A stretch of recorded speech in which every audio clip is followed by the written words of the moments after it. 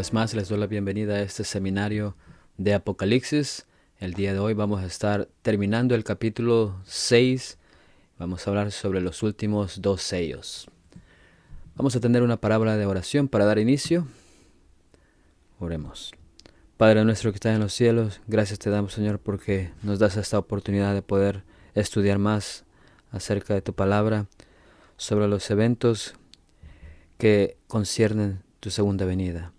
Gracias, Padre, por todas las cosas que tú nos das. Te pedimos que te quedes con nosotros y te lo pedimos no por merecerlo, sino en Cristo Jesús. Amén. El día de hoy vamos a terminar este capítulo 6. Ese capítulo nos está muy interesante acerca de los últimos dos sellos, y que es el quinto y el sexto sello. Vamos a estudiar un poco en el momento de que sucede este sello, el porqué de los mártires, el clamor por justicia, terremoto, señales celestiales, el rostro de Jesús y también la ira del Cordero. Apocalipsis 6:9 nos habla sobre el quinto sello y dice: Cuando abrió el quinto sello, vi bajo el altar las almas de los que habían sido muertos por causa de la palabra de Dios y por el testimonio que tenían.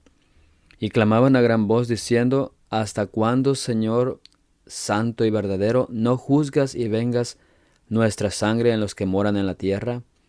Y se les dieron vestiduras blancas, y se les dijo que descansasen todavía un poco de tiempo hasta que se completara el número de sus consiervos y sus hermanos que también habían de ser muertos. Y la intención de muerte de los líderes protestantes y católicos romanos contra los santos se realiza en este sello. La introducción de este caballo rojo con su objetivo mortal de quitar la paz de la tierra sugiere que son facilitadores de la campaña letal de este caballo pálido. Y este quinto sello revela el éxito violento de las iglesias cristianas apóstatas. Esto fue predicho por Cristo. Mateo 24:9 dice: Entonces os entregarán a tribulación y os matarán, y seréis aborrecidos de todas las gentes por causa de mi nombre. Y en el esquema de 4, 2 y 1, ahora empezamos el dúo. Esto introducirá actos finales contra Satanás y sus secuaces, o por ellos contra el pueblo de Dios. Las agencias ejecutivas del cielo han cesado sus representaciones. Las voces de los seres vivientes son silenciosas. A partir de este momento, los jugadores del tiempo del fin funcionarán dentro de los límites proféticos impulsados por eventos hasta que cese la batalla por los corazones.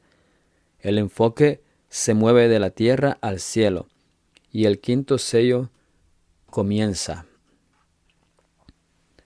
Dice en el versículo 9: hasta cuando abrió el quinto sello y vi bajo el altar las almas de los que habían sido muertos por causa de la palabra de Dios y por el testimonio que tenían. Es una declaración de tiempo. El evento descrito no ocurre hasta que Jesús rompe ese sello. Es una declaración de secuencia. Sigue el sello número 4, cuando Satanás tiene poder sobre parte del pueblo de Dios y las muertes ya han comenzado. Dios está guiando a su pueblo poco a poco a odiar a este mundo y a gritar al 100% de depender de Él. Ayuda, no sabemos a dónde acudir excepto a ti. Y este sello se abre dentro de el pequeño tiempo de angustia en el mundo, después de que se aprueban las leyes dominicales. Y cuando la aplicación de tales leyes es casi universal y el pueblo de Dios siente el aguijón de la coerción legal. Y cuando se demuestra una audacia acelerada contra los hijos de Dios. Cuando el desafío a la ley de Dios sea casi universal, Cuando su pueblo sea presionado por la aflicción de sus semejantes, Dios se interpondrá. Entonces se oirá la voz desde las tumbas de los mártires, representadas por las almas que Juan vio muertas por la palabra de Dios y por el testimonio de Jesucristo, que ellos sostuvieron. Entonces la oración ascenderá de todo verdadero Hijo de Dios. Tiempo es que tú, Señor, actúes, porque han invalidado tu ley. Esta cita está en Review and Herald del año 1897. Juan vi las almas de los muertos debajo del altar.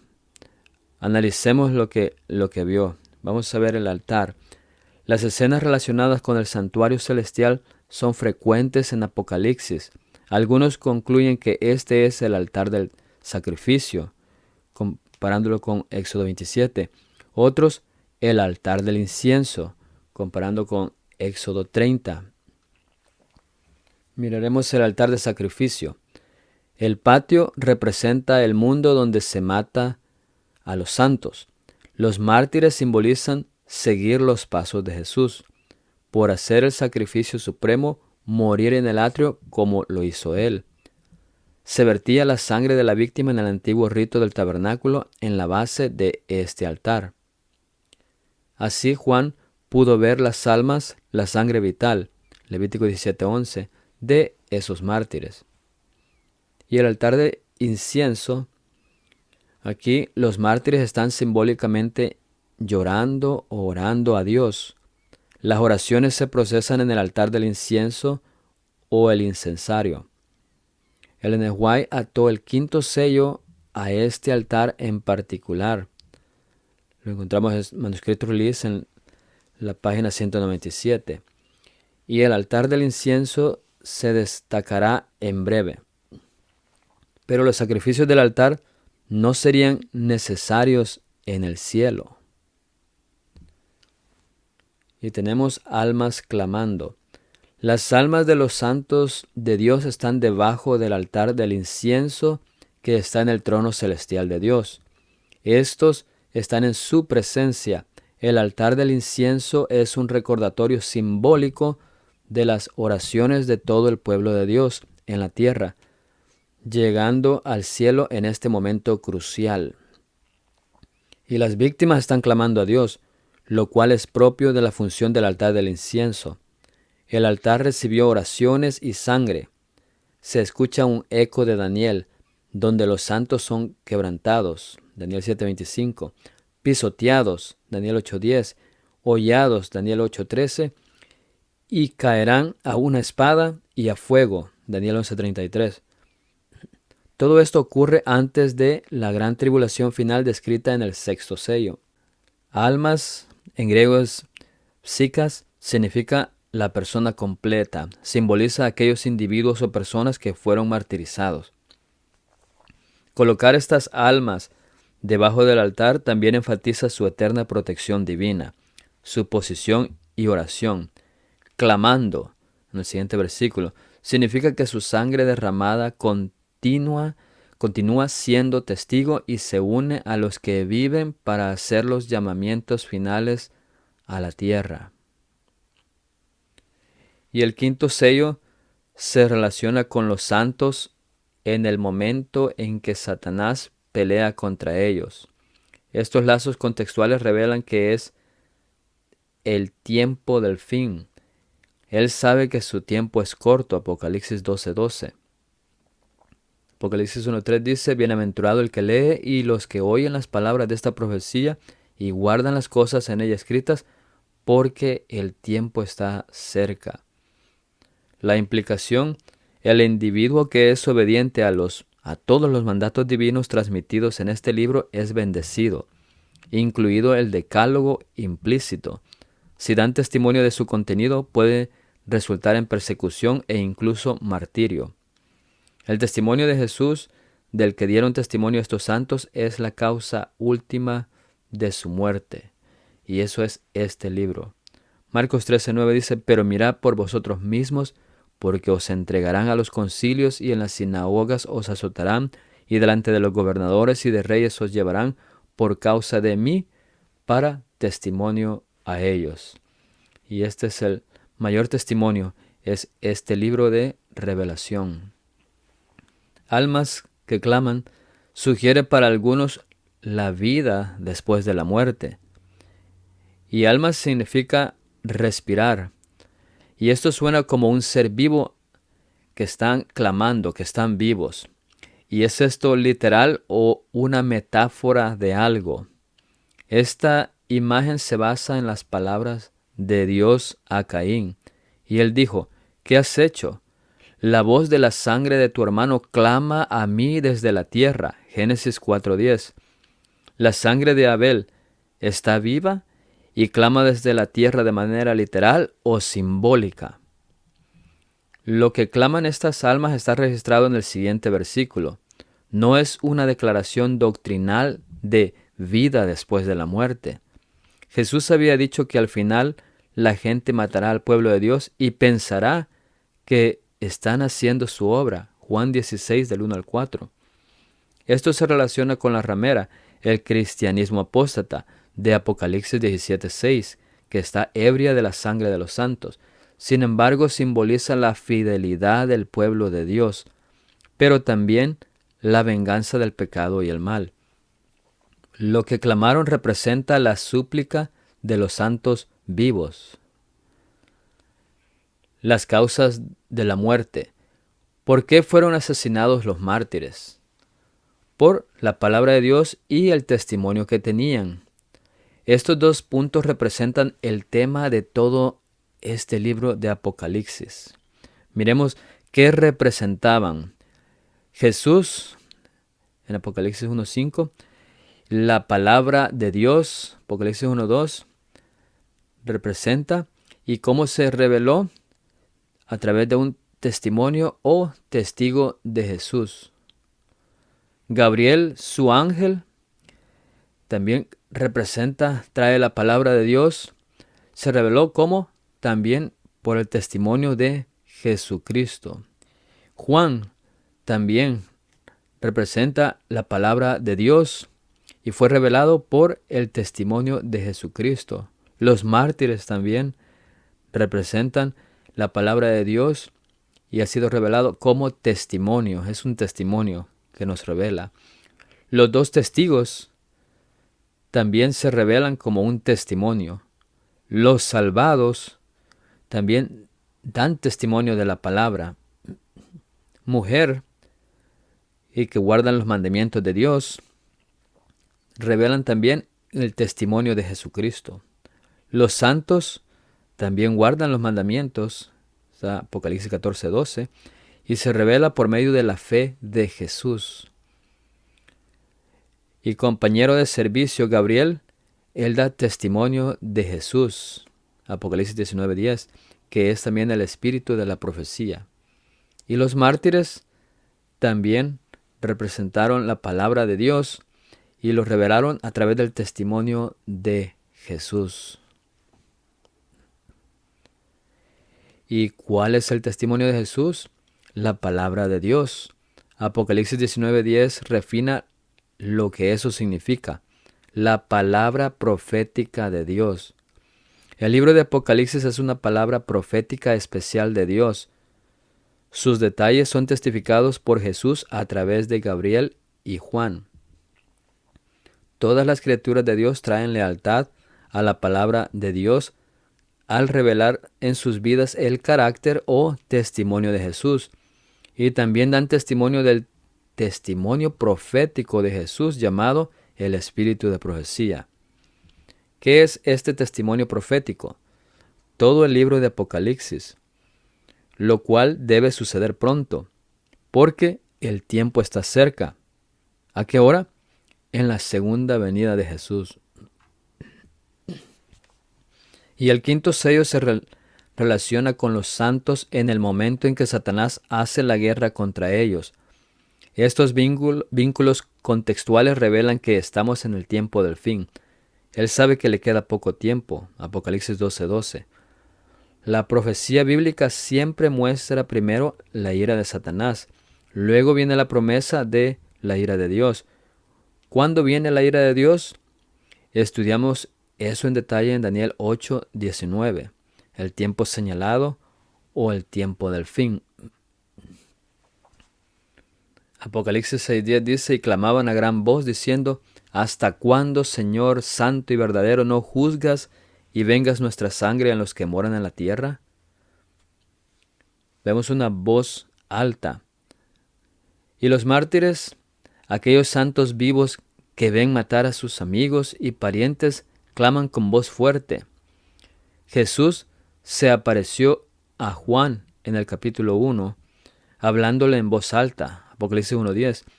Gabriel clamó a gran voz: ¿quién es digno? En Apocalipsis 5:2. Un ángel, el pueblo remanente de Dios, clamó con voz fuerte los 3 ayes del tiempo del fin. Apocalipsis 8:13. Jesús clama con una voz fuerte que el tiempo de espera ha terminado. Apocalipsis 10:3 y 6. Los 144,000 dan los mensajes de los 3 ángeles con una voz fuerte. Apocalipsis 14:7. Y los 144,000 claman el cuarto ángel con voz fuerte para salir de Babilonia. Apocalipsis 18:2. Todos estos se relacionan con un periodo muy corto que comienza y es dentro del tiempo señalado, que es también la siega, cuando la obra de Dios en la tierra está terminando. Este fuerte pregón es en particular señala el pronto inicio de las trompetas y el momento de este sello. Y muchos expositores ven un cumplimiento de estos mártires en la Edad Media. Hemos visto evidencia abrumadora de la aplicación al final de los tiempos de los primeros 4 caballos. Este quinto sello sigue esa secuencia. Llama la atención el paralelismo con el discurso de Cristo en el Monte de los Olivos, Mateo 24:9. Primero tribulación, luego restauración, luego la segunda venida. Y Ellen White señaló hace mucho tiempo: cuando fue abierto el quinto sello, Juan, el revelador, vio en visión debajo del altar al conjunto de los que habían sido muertos por causa de la palabra de Dios y del testimonio de Jesucristo. Después de esta visión siguieron las escenas descritas en el capítulo 18 de Apocalipsis, donde se llama a los fieles y a los sinceros para que salgan de Babilonia. Lo encontramos en el libro Maranata, el Señor viene, la página 197. Entonces vemos sellos 1 al 4, después viene el quinto sello, mártires, y luego viene un fuerte clamor. Cuando el desafío a la ley de Dios sea casi universal, cuando su pueblo sea presionado por la aflicción de sus semejantes, Dios se interpondrá. Entonces se oirá la voz desde las tumbas de los mártires, representadas por las almas que Juan vio inmoladas por la palabra de Dios y por el testimonio de Jesucristo que ellos sostuvieron. Entonces ascenderá la oración de todo verdadero Hijo de Dios. Tiempo es tuyo, Señor, de obrar, porque han invalidado tu ley. Las oraciones fervientes de su pueblo serán contestadas. Eso está en la revista Review and Herald en el año 1897. Así que nuevamente tenemos los sellos, que son del 1 al 4 y son los últimos 2 grupos finales. Después sigue quinto sello, mártires, con un fuerte pregón también al mismo tiempo. Y después viene la ira de Dios, que representa las primeras 4 trompetas.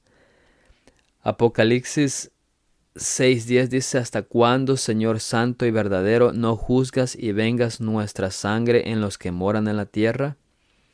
¿Cuánto tiempo?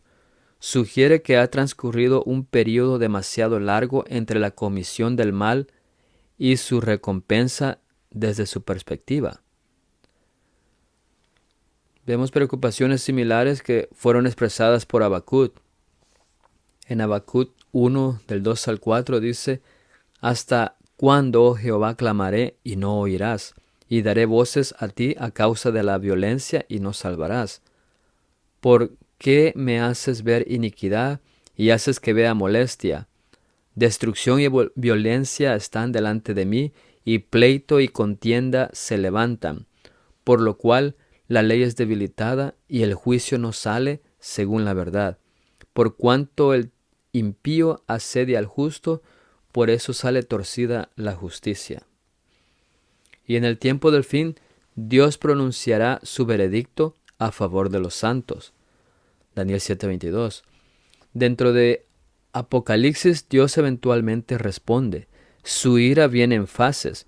Primero con las 7 plagas de las trompetas, que lo veremos en el capítulo 8 al 10. Luego con las 7 plagas de las copas, en el capítulo 16. Y finalmente en el fuego que consume a los impíos, en Apocalipsis 19:20 y capítulo 20 del 14 al 15.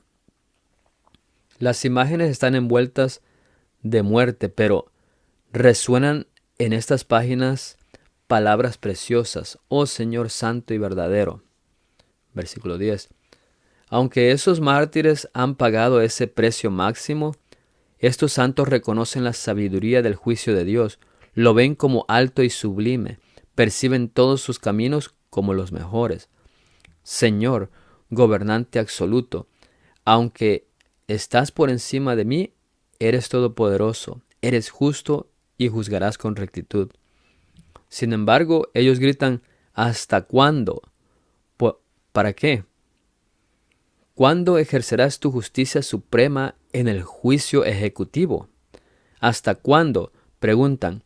¿No juzgarás y vengarás nuestra sangre en los que moran en la tierra? Como sucede con toda profecía, las cuestiones de tiempo se plantean una y otra vez. Y la respuesta llega al final de los tiempos en 2 acciones distintas. Vemos un juicio de decisión final ya registrada en el rollo contra un segmento de los habitantes de la tierra. Y también el castigo que comienza antes del próximo sello, cuando las trompetas suenen sobre el mundo. Y el juicio aún necesita la revisión de los santos. 1 Corintios 6:2. Al hacerlo, vindicarán la sentencia de Dios sobre todos los malvados, comenzando con las trompetas. Este clamor de ¿hasta cuándo? Fue formulado por Daniel hace 2500 años atrás, lo que representa exactamente la misma cuestión para este mismo momento. Y podemos leer Daniel 3:13 con Daniel 12, versículo 7. Y el clamor por justicia. Los mártires claman por juicio y también por venganza por su sangre. La palabra griega para juicio significa condenarlos o sentenciarlos. La palabra griega para vengar no es una petición de venganza, sino de castigo para completar la justicia. Es decir, ¿cuándo condenarás, sentenciarás y castigarás a esas personas para reivindicar tu carácter? Lucas 18:7 dice: ¿Y acaso Dios no hará justicia a sus escogidos que claman a Él día y noche? ¿Se tardará en responderles? Os digo que pronto les hará justicia, pero cuando venga el Hijo del Hombre, ¿hallará fe en la tierra? Y esta no es una petición de venganza. Dice versículo 11, y se le dieron vestiduras blancas. ¿Cómo se le dan vestiduras a los muertos? En realidad no se le dan. Y tan pronto como sean martirizados, se da la seguridad de la justicia. Sus nombres han sido revisados judicialmente. Son salvos. Zacarías 3, del 4 al 5. Dice: y habló el ángel y mandó a los que estaban delante de él, diciendo: quitadle esas vestiduras viles.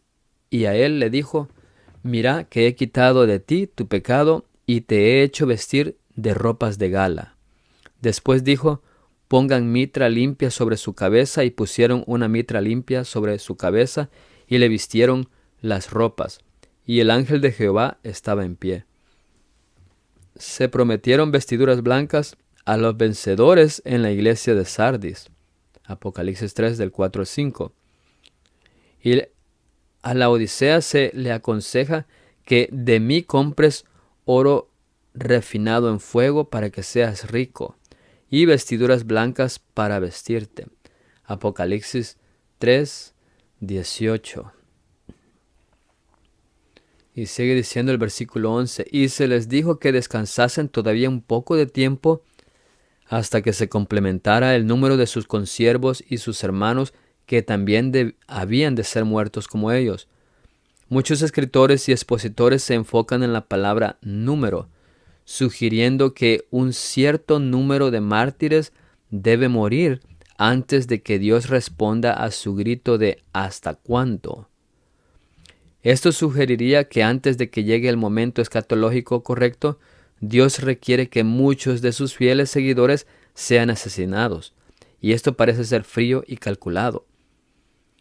Pero implica que habrá otros mártires. Tengan paciencia, descanses, mientras se completan los propósitos redentores de Dios. Significa que la obra aún no ha sido completada, pero se cumplirá en un pequeño tiempo. Daniel 7:25 dice, y hablará palabras contra el Altísimo, y a los santos del Altísimo quebrantará. Y esto vemos que sucederá en tiempos y medio tiempo, o 3 años y medio. Apocalipsis 13:5 dice, también se le dio boca que hablaba grandes cosas y blasfemias, y se le dio autoridad para actuar 42 meses. Y 42 meses son 3 años y medio. Dice, y se le permitió hacer guerra contra los santos y vencerlos. También se le dio autoridad sobre toda tribu, pueblo, lengua y nación. Daniel 12:7 también dice, y oí al varón vestido de lino que estaba sobre las aguas del río, el cual alzó su diestra y su siniestra al cielo, y juró por el que vive por los siglos, que será por tiempos y la mitad de un tiempo, y cuando se acabe la dispersación del poder del pueblo santo, todas estas cosas serán cumplidas. Y aquí nuevamente habla de tiempos y medio tiempo, que son 3 años y medio. Y la conclusión lógica, esta persecución y muerte terminará al término de un periodo de 3 años y medio, también notado más adelante en el capítulo 11, del 2 al 3.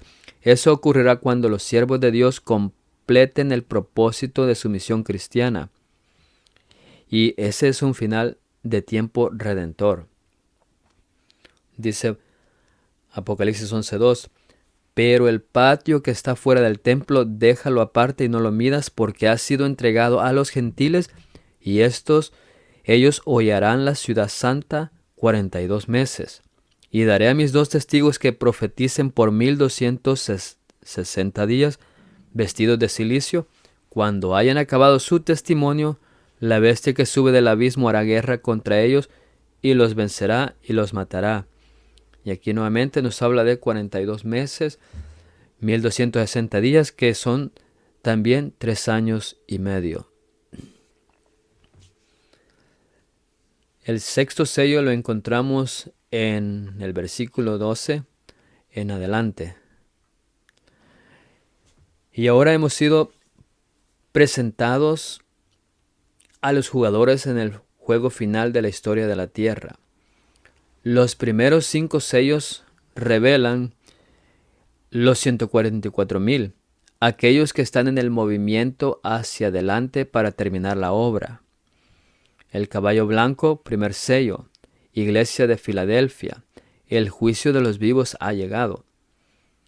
También tenemos la gran multitud, los que esperan el llamado para salir de Babilonia, representado por el caballo negro, el tercer sello, y también la iglesia de Esmirna. Mártires, aquellos asesinados durante el llamado final para traer el evangelio al mundo. El quinto sello, representado por la iglesia de Sardis.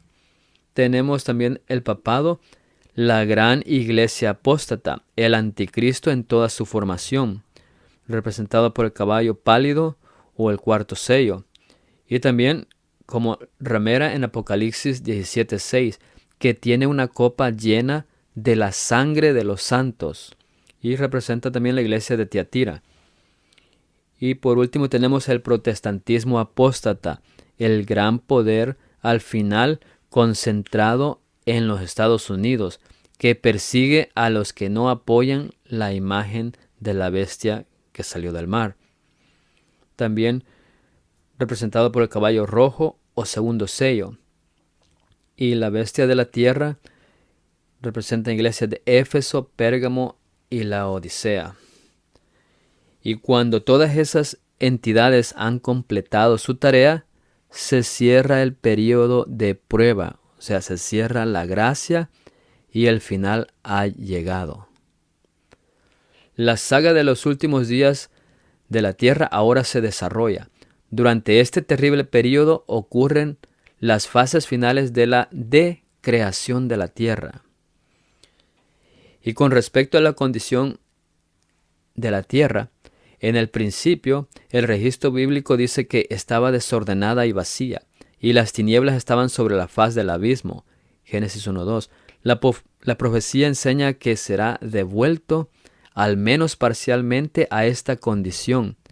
Mirando hacia el gran día de Dios, el profeta Jeremías declara: miré la tierra y he aquí que estaba desordenada y vacía, y los cielos y no tenían luz. Miré las montañas y aquí que temblaron, y todas las colinas se movieron levemente. Miré y he aquí que no había hombre, y todas las aves del cielo habían huido. Miré y aquí el lugar fértil era un desierto y todas sus ciudades estaban asoladas. Jeremías 4:23-27. Esto lo encontramos en El conflicto de los siglos, la página 658. También esta otra cita nos dice que toda la tierra aparece como un desierto desolado, las ruinas de ciudades y pueblos destruidos por el terremoto, árboles arrancados de raíz, rocas irregulares arrojadas por el mar o arrancadas de la tierra misma. Están esparcidas sobre su superficie, mientras que vastas cavernas marcan el lugar donde las montañas han sido arrancadas desde sus simientes. Nuevamente, el conflicto de los siglos en la página 657. Y así es como se acelera esa desolación. Apocalipsis 6:12 dice: miré cuando abrió el sexto sello, y aquí hubo un gran terremoto, y el sol se puso negro como tela de silicio, y la luna se volvió toda como sangre. Lo que ahora comienza se llamará más adelante la ira del Cordero y el día de su ira, en el versículo 16-17. En paralelo con el pensamiento del Antiguo Testamento, llamado el día del Señor. Y eso se refiere a cuando la venida del Señor se anticipa pronto, y es un periodo de ira divina. Lo podemos comparar con Ezequiel 38, 19-20, Joel 2:10, Amós 8, del 8 al 9. Y Ezequiel 38, 19 dice: porque he hablado en mi celo y en el fuego de mi ira, que en aquel tiempo habrá gran temblor sobre la tierra de Israel, que los peces del mar, las aves del cielo, las bestias del campo y toda serpiente que se arrastra sobre la tierra y todos los hombres que están sobre la faz de la tierra temblarán ante mi presencia, y se desmoronarán los montes y los vallados caerán y todo muro caerá a tierra. Es cuando Dios responde plenamente a los gritos, al clamor, ¿hasta cuándo?, de los fieles, y cuando Él comienza su extraña obra, su extraña operación. Isaías 28:1 dice, 28:21, porque Jehová se levantará como en el monte Perazín, como en el valle de Gabaón, se enojará para hacer su obra, su extraña obra, y para hacer su operación, su extraña operación. Será un tiempo de terror y desesperanza que asombrará la imaginación y superará cualquier horror experimentado por la humanidad. Aquí es cuando Dios reivindicará finalmente y por completo la reputación de su nombre y mostrará su justicia contra el mal. La persecución de los cristianos finalmente ha seguido su curso. La justicia neutralizadora de Dios entra en la historia. Los primeros 5 sellos revelan los jugadores del tiempo del fin anticipados en este libro apocalíptico. Sello 6, las imágenes de la culminación de la historia, cuando el último acto de los malvados o jugadores llegará a su fin. Y este vasto terremoto es una señal de que la divinidad ha tomado el control total del último segmento del tiempo de la tierra. Y vemos aquí, hablaremos un poco sobre terremoto. Y son estas señales celestiales y el registro del terremoto de Lisboa que sucedió, estas señales de 1750 hasta 1833. ¿A eso se está refiriendo esto? Miremos que la primera gran introducción de terremotos, relámpagos, truenos y oscuridad se produjo en el monte Sinaí. Esta fue la teofanía prototípica de Dios. Cuando estos fenómenos aparecen, Dios es presentado como el que tiene el control de la creación, como el Señor soberano y como alguien dispuesto a intervenir en la historia con algo dramático. El sexto sello abre la última manifestación cósmica del poder controlador de Dios, que conduce directamente hasta su segunda venida. Y hay muchas referencias a terremotos en la Biblia, especialmente en el libro de Apocalipsis. Cuando este sello se rompe, anuncia un gran terremoto. Y esto coincide con el cierre del tiempo de gracia y comienza los terremotos destructivos que conducen a la segunda venida de Jesús. Y esta cita dice: los que estén sobre la tierra poco antes de la venida de Cristo presenciarán maravillas mayores que las que se han visto hasta ahora. Y daré prodigios arriba en el cielo y señales abajo en la tierra, sangre, fuego y vapor de humo. Y hubo voces y truenos y relámpagos, y hubo un gran terremoto, cual nunca antes lo hubo desde que los hombres han estado sobre la tierra. Un terremoto tan grande y violento, y toda isla huyó, y los montes no fueron hallados. Y cayó del cielo sobre los hombres un enorme granizo, como del peso de un talento, y los hombres blasfemaron contra Dios por la plaga del granizo, porque su plaga fue sobremanera grande. Eso está en el libro del Espíritu de Profecía, en el tomo 1, la página 84. Así es que esto no puede ser en el año 1755, 1780 o 1833. Así como hubo ese terremoto de Lisboa, porque dice que no ha habido otro o nunca habrá como este terremoto. Y hasta ahorita hemos tenido más terremotos en más grande magnitud. Como los sellos están numerados, este terremoto sigue a los primeros 5. Luego siguen las señales celestiales que se analizan a continuación. Y finalmente se describe otro terremoto. A medida que los cielos se van moviendo como un pergamino, las montañas y las islas se mueven de sus lugares. Todos estos eventos se vinculan directamente con varias referencias bíblicas. Dice Joel 3:16, y Jehová rugirá desde Sión y dará su voz desde Jerusalén, y temblarán los cielos y la tierra. Pero Jehová será la esperanza de su pueblo y la fortaleza de los hijos de Israel.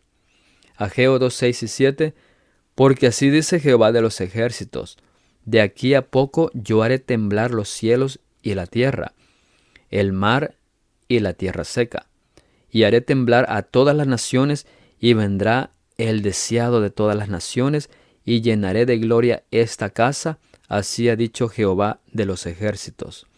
Apocalipsis 11:19. Y el templo de Dios fue abierto en el cielo, y el arca de su pacto se veía en el templo. Y hubo relámpagos, voces, truenos, un terremoto y grande granizo. Isaías asocia este terremoto con la ira de Dios y las señales celestiales. Isaías 34:4 dice: y todo el ejército de los cielos se disolverá, y se enrollarán los cielos como un libro, y caerá todo su ejército como se cae la hoja de la parra y como se cae la de la higuera. Isaías 13:13: porque haré estremecer los cielos, y la tierra se moverá de su lugar en la indignación de Jehová de los ejércitos, y en el día del ardor de su ira. Los terremotos dan comienzo a la desolación final de la tierra. Parece que durante el período de angustia de Jacob, que dura aproximadamente 45 días según Daniel 12, y ahora vemos las señales celestiales. El versículo 12 dice: y el sol se puso negro como tela de silicio, y la luna se volvió toda como sangre.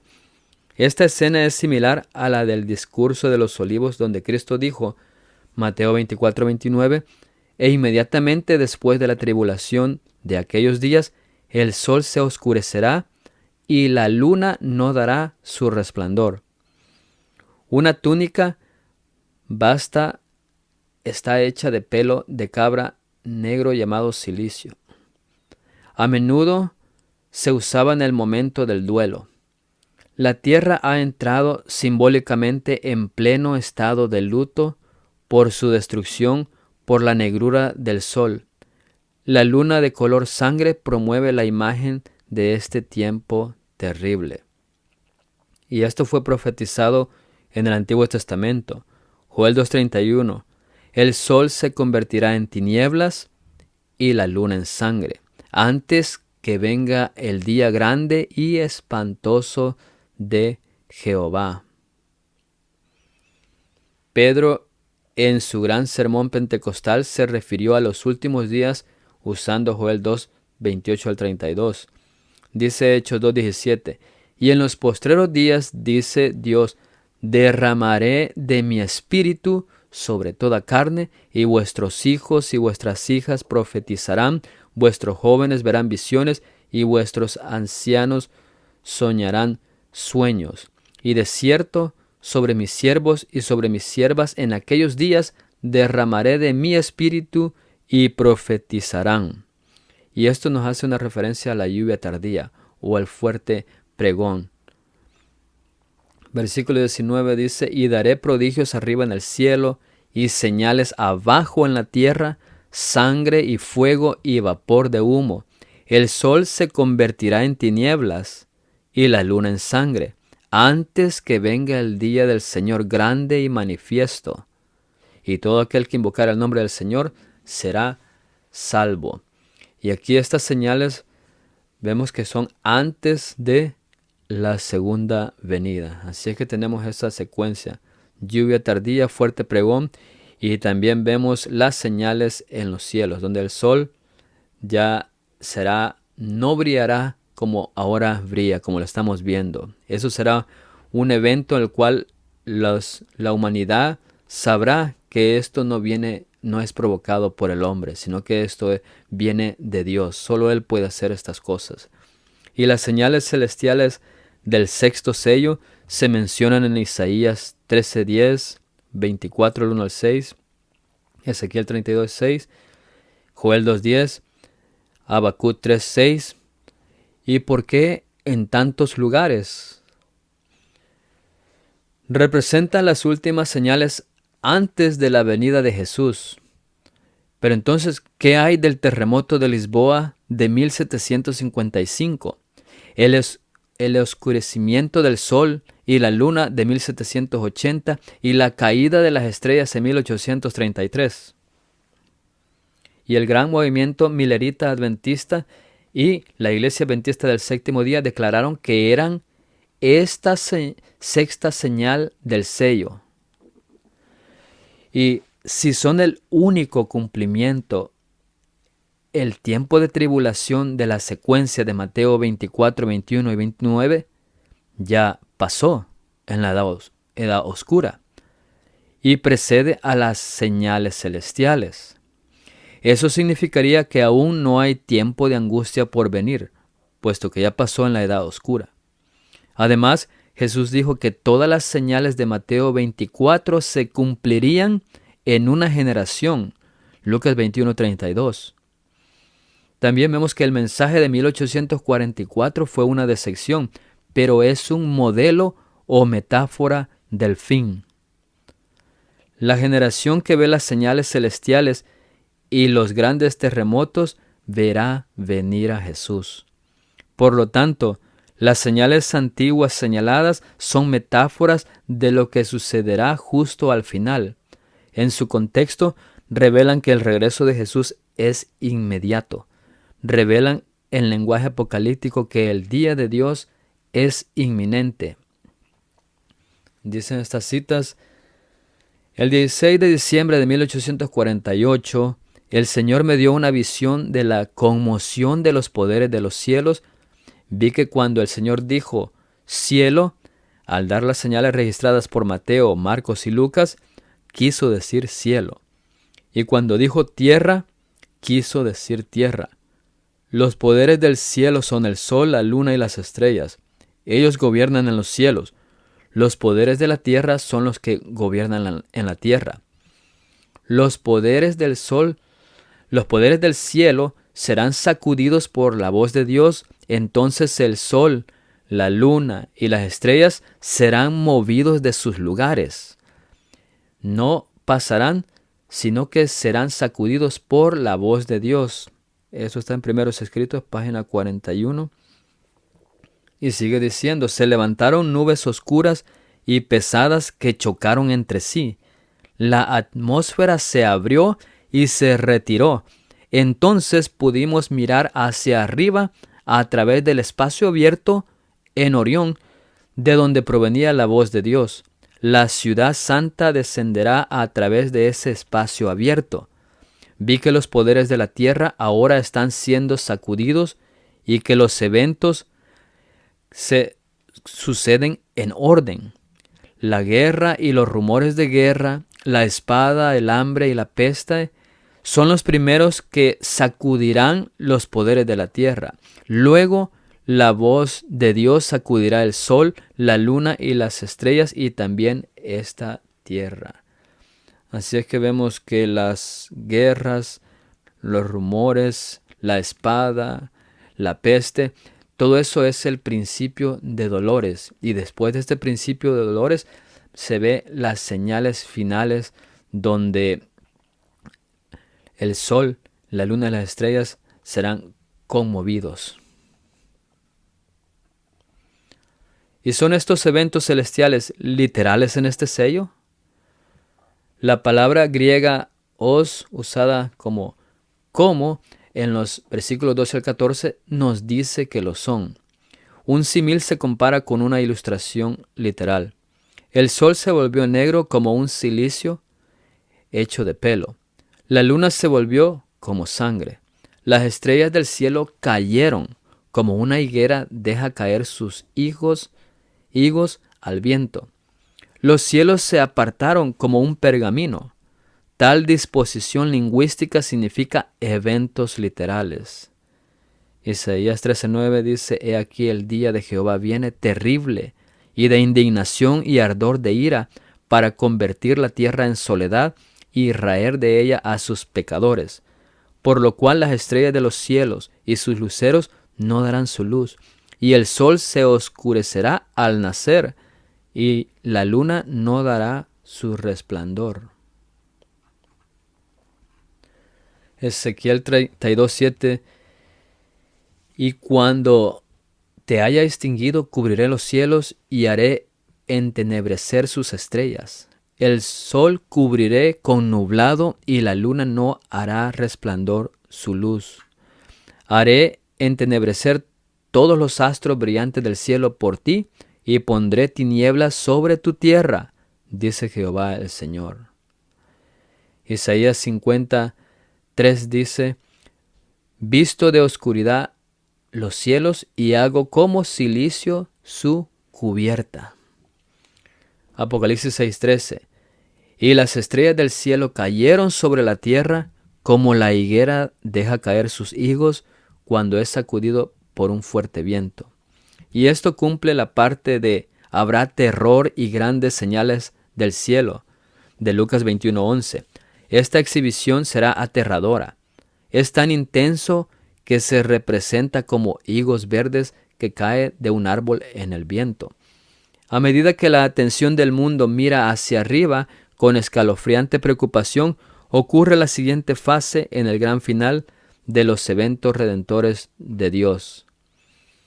Apocalipsis 6:14, y el cielo se desvaneció como un pergamino que se enrolla, y todo monte y toda isla se removió de su lugar. Esto es como se muestra en Isaías 34:4, y todo el ejército del cielo se disolverá, y se enrollarán los cielos como un pergamino, y caerá todo su ejército como se cae la hoja de la parra, y como se cae el higo de la higuera. No está claro cómo se enrolla el cielo en esta expresión griega. Ocurre una exhibición sobrenatural divina, como la apertura de las cortinas en el escenario de un teatro. A medida que se desarrollen estos eventos sin paralelo, cada persona sabrá que un poder más allá del planeta Tierra tiene el control total. Esa cita dice, pronto se producirá un cambio, un nuevo orden de cosas está por comenzar. Los cielos se enrollarán como un rollo, y entonces verán al Hijo del Hombre viniendo en las nubes con poder y gran gloria. El Hijo del Hombre vendrá en su gloria y todos los santos ángeles con él. Entonces se sentará en el trono de su gloria. Esto lo encontramos en la revista Review and Herald en el año 1886. El versículo 14 sigue diciendo, y todo monte y toda isla se removió de su lugar. Y este versículo junto con Apocalipsis 16:20, que dice, y toda isla huyó y los montes no fueron hallados, nos reafirma que toda isla será removida. Debemos de saber que Dios ha hecho provisión para los hijos de Dios que se encuentran en esos lugares. Y tales cambios geofísicos son parte de la continua decreación de la tierra que comenzó con las primeras 4 trompetas, aunque todavía vamos a describirlas en el capítulo 8, 9 y 11. Y el versículo 15 dice, y los reyes de la tierra y los grandes, los ricos, los capitanes, los poderosos y todo siervo y todo libre se escondieron en las cuevas y entre las peñas de los montes. Los malvados que han insultado y ultrajado al pueblo de Dios, de repente se dan cuenta de que están perdidos y son objeto de la ira de Dios. Quieren esconderse de Dios. Por ahora los moradores de la tierra están aterrorizados por los terremotos masivos y los eventos celestiales sobrenaturales, incluyendo esa inexplicable apertura en los cielos. Una conclusión natural. El temible día del Señor ha llegado. Todos los niveles de la humanidad maligna están representados. Aquellos que han saqueado al pueblo de Dios y se han rendido a los poderes del anticristo ahora están llegando y terminando en una primera muerte. Y esto es interesante. Uno debe concluir que el terremoto ha abierto vastas áreas donde los malvados buscan esconderse. Sin embargo, ¿quién puede esconderse de la ira y del juicio de Dios? Ahora es muy tarde. Isaías 2:10 dice, métete en la peña, escóndete en el polvo de la presencia temible de Jehová y del resplandor de su majestad.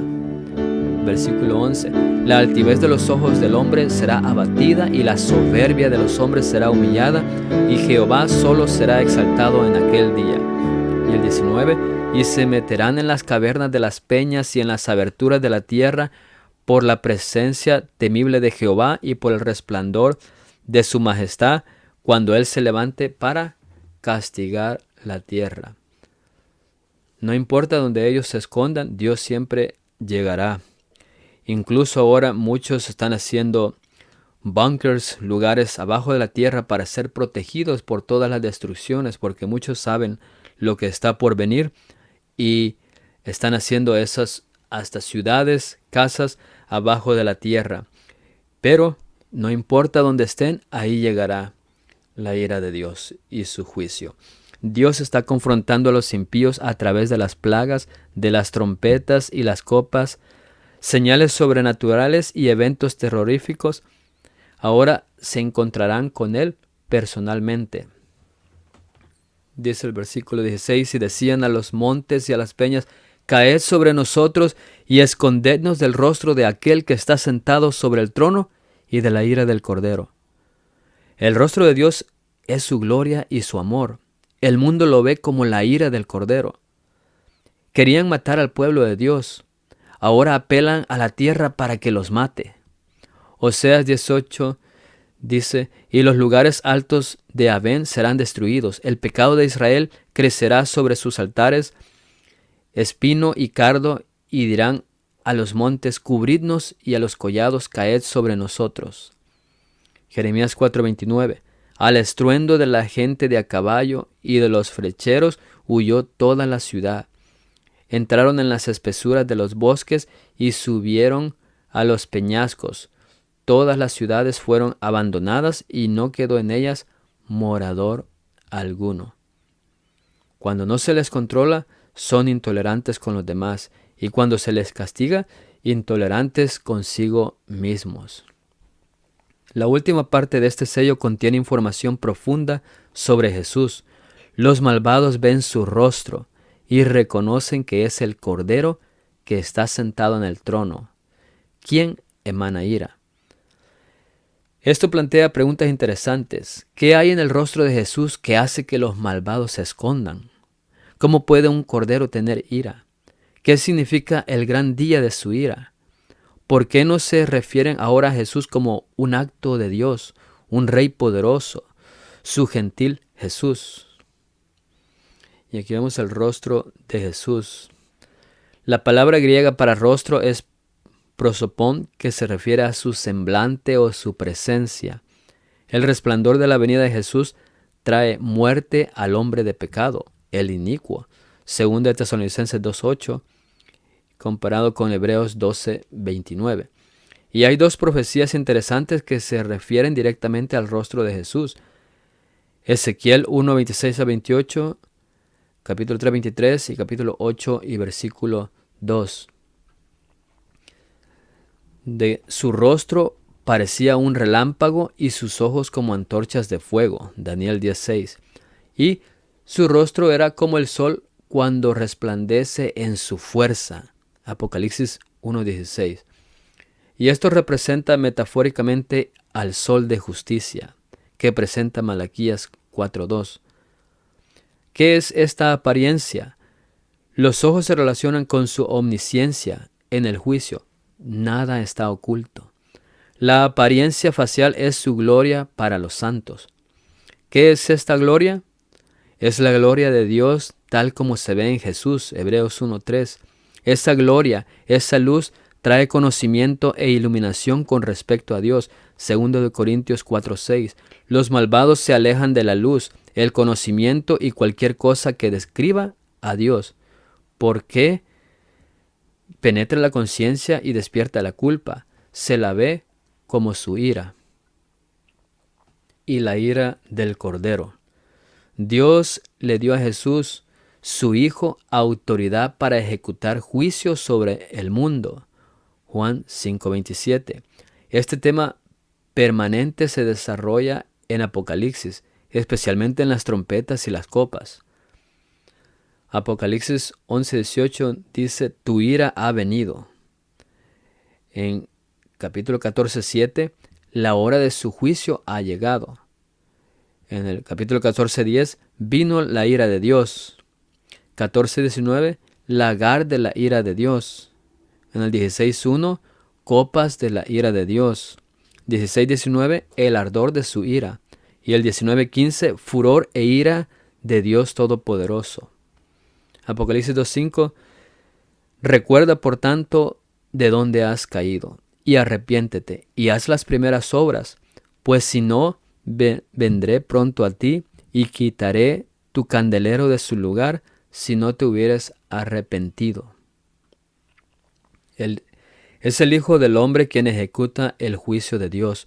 Lo hace porque Él era el Cordero que murió en ese juicio en la cruz. Esta segunda venida o ira se describe muchas veces en Apocalipsis, las 3 ocasiones claves en las que Jesús es visto como juez. Todos los linajes de la tierra harán lamentación por Él. Apocalipsis 1:7. El gran día de su ira. Apocalipsis 6:16. Él pisa el lagar del vino del furor y de la ira del Dios Todopoderoso. Apocalipsis 19:16.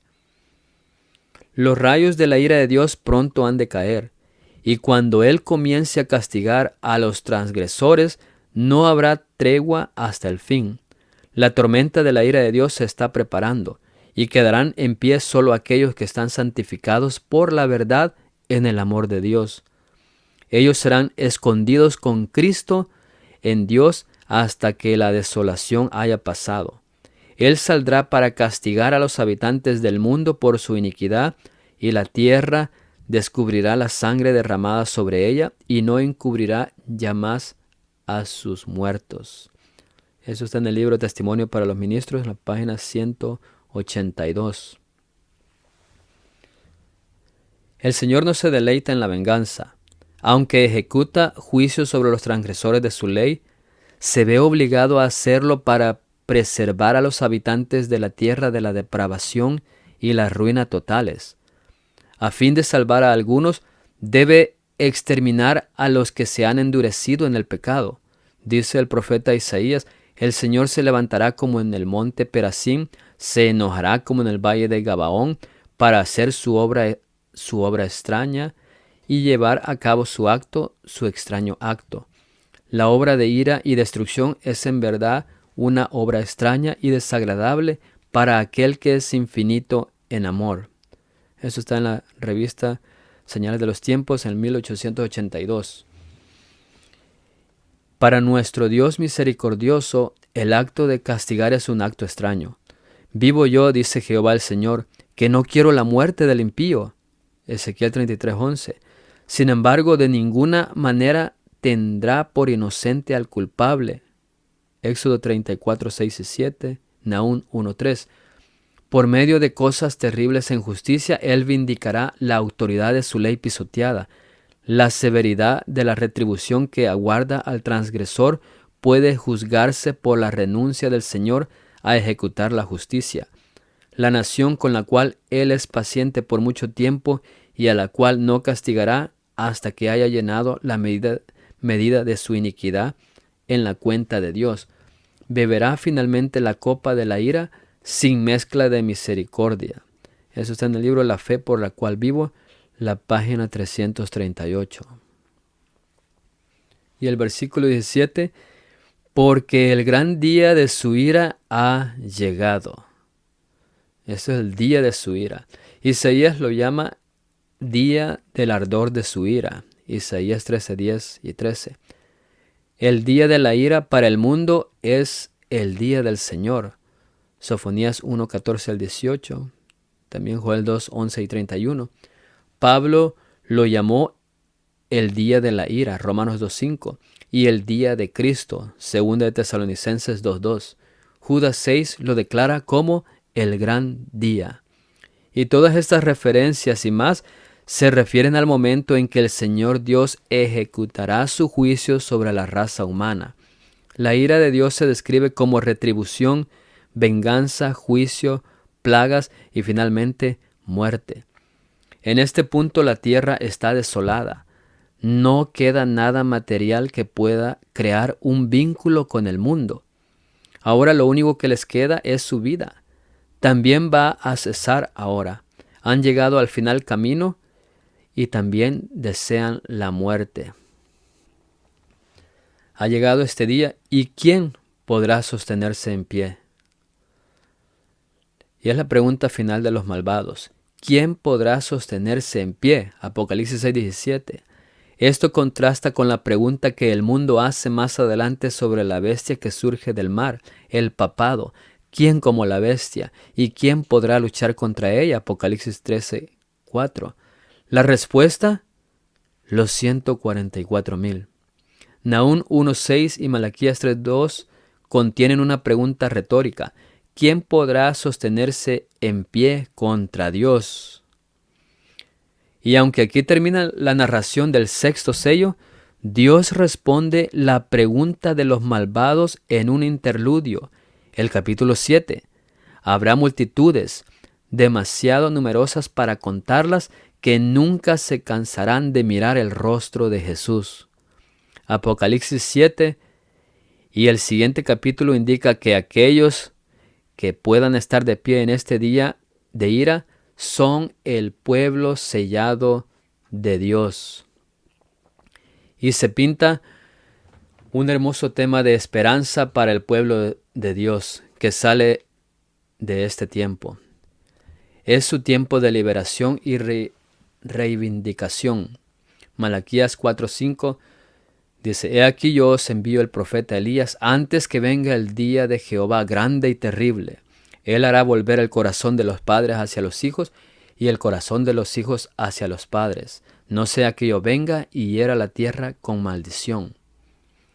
Hebreos 10:25. No dejando de congregarnos como algunos tienen por costumbre, sino exhortándonos, y tanto más cuando veis que aquel día se acerca. 2 Timoteo 1:12.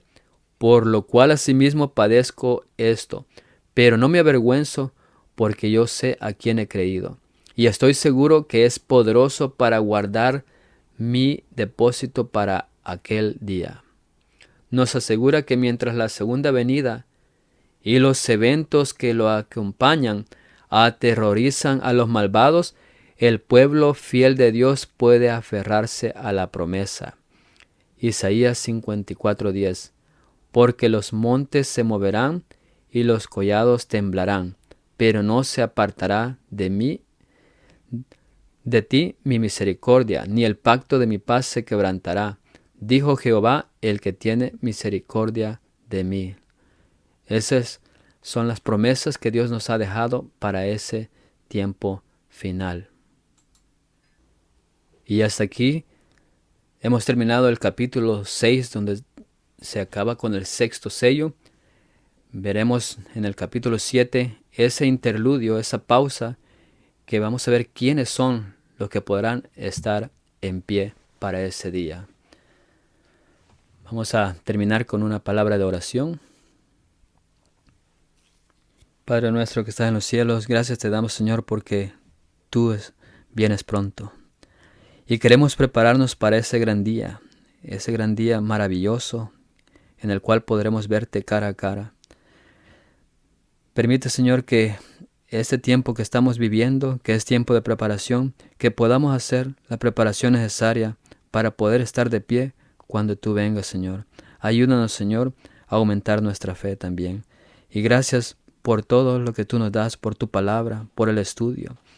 Bendice a cada uno de los que escuchan y oyen este mensaje, Señor, que ese mensaje quede grabado en nuestros corazones para que podamos prepararnos más y meditar más en ello.